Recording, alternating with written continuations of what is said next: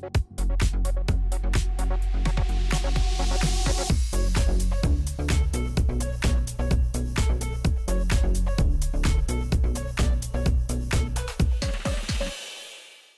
you're looking to get rid of or to buy a used Peloton bike, a startup called Trade My Spin could be the solution.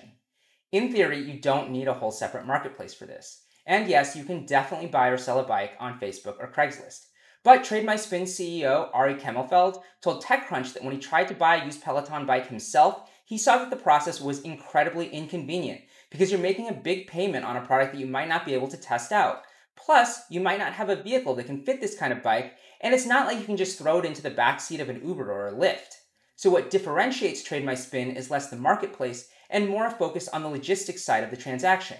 It's built up a database of drivers who've trained on the process and can pick up and drop off the bikes. Trade My Spin says it offers same-day or next-day delivery in most major cities in the continental United States. If you're more remote, delivery might take up to 5 days.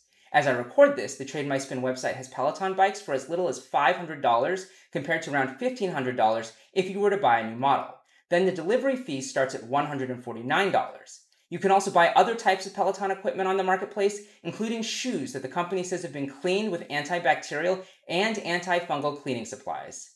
And how does Peloton feel about this? It doesn't sound like the two companies have any kind of official partnership, but Trade My Spin says there have been conversations.